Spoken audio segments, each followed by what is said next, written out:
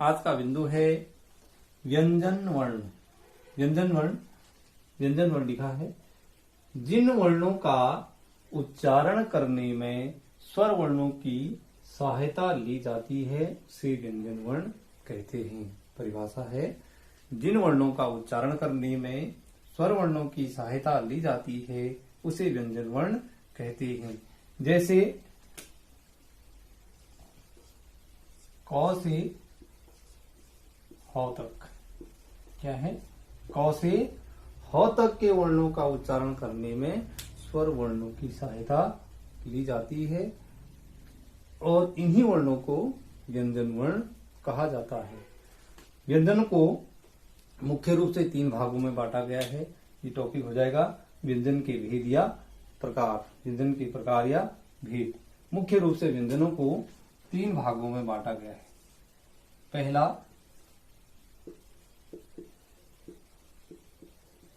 स्पर्श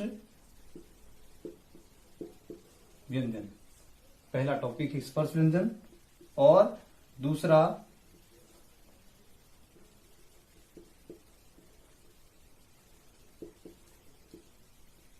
अंतस्थ व्यंजन,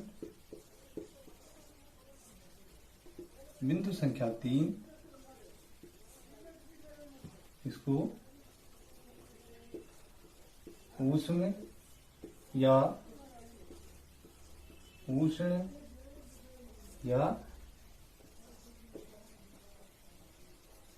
संघर्षी व्यंजन भी कहते हैं। बिंदु एक ही है, नाम अलग अलग हैं।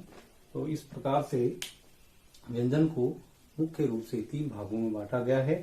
पहला स्पर्श व्यंजन, दूसरा अंतस्थ व्यंजन, तीसरा ऊष्म या उष्ण या संघर्षी व्यंजन। का उच्चारण करने में मुंह के अंदर का कोई ना कोई भाग आपस में स्पर्श करता है। मुंह के अंदर का तात्पर्य यह है कि उच्चारण स्थानों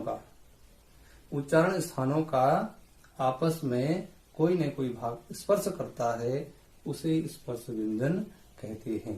यानी परिभाषा हो जाएगी, स्पर्श व्यंजन उन व्यंजन वर्णों को कहते हैं जिसका उच्चारण करने में हमारे उच्चारण स्थानों का कोई ना कोई भाग आपस में स्पर्श करता है, उसे स्पर्श व्यंजन कहते हैं। परिभाषा,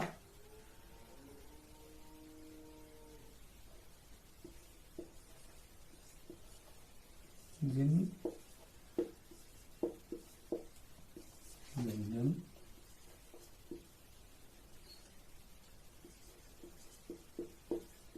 वर्णों का उच्चारण करने में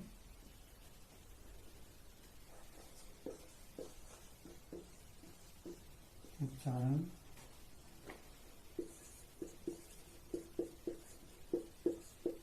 स्थानों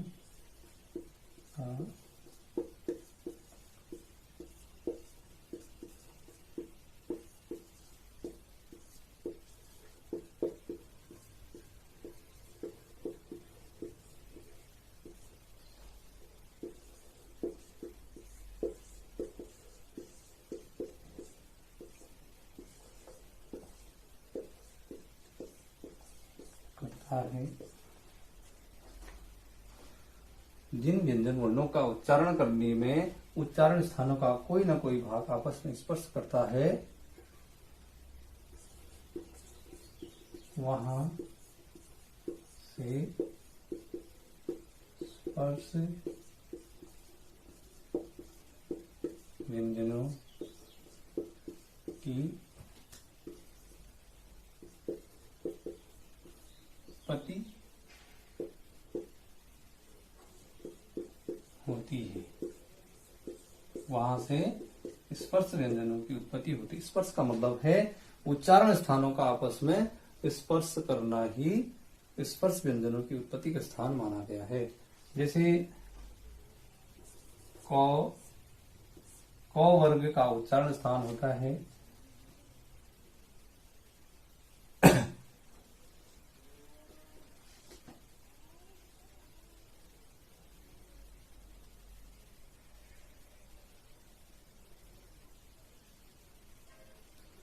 स्पर्श व्यंजनों को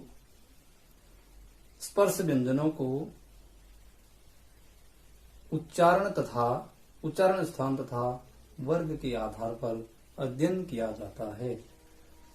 स्पर्श व्यंजनों को उच्चारण स्थान वर्ग के आधार पर अध्ययन किया जाता है। तो एक वर्ग में 5 वर्णों को रखा गया है। एक वर्ग में 5 वर्णों को रखा गया है। क वर्ग है, क वर्ग में 5 वर्ण मान लीजिए, क, ख, ग, घ, ङ। 5 वर्ण हैं और इनका उच्चारण स्थान है कंठ से।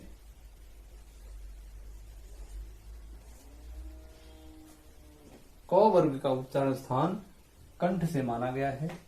दूसरा वर्ग हो जाएगा चौ। चौ वर्ग है, इसमें भी 5 वर्ण च, छ, ज, झ और य। इसका उच्चारण स्थान तालु। इसका उच्चारण स्थान कहाँ माना गया है? तालु। उसके बाद ट वर्ग। ट वर्ग में 5 वर्ण आएंगे, ट, ठ, ड, ढ, ण। इसका मूर्धा।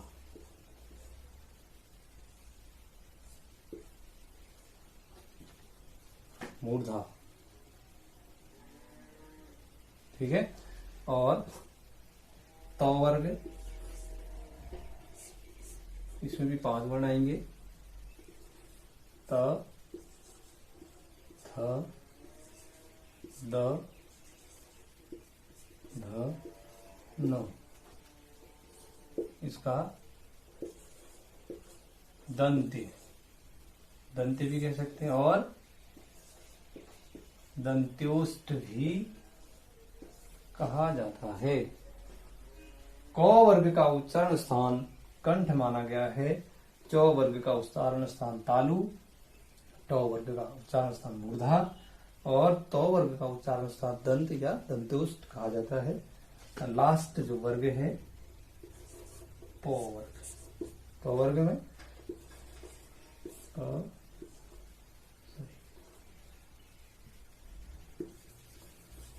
प वर्ग में प, फ, ब, भ और म। इसका उच्चारण स्थान है ओष्ठ। ओष्ठ भी कहा जाता है। यह स्पर्श व्यंजन है और इन वर्णों का उच्चारण स्थान 5 भागों में बांटा गया है। वैसे ही आपके जो अंतस्थ व्यंजन है और ऊष्म और संघर्षी व्यंजन है, उनका भी अध्ययन अगले पाठ में किया जाएगा। यह स्पर्श व्यंजन है। जिन व्यंजन वर्णों का उच्चारण करने में उच्चारण स्थानों का तात्पर्य यही था, कंठ, तालु, मूर्धा, दंत और ओष्ठ। ये हमारे 5 उच्चारण स्थान माने गए हैं।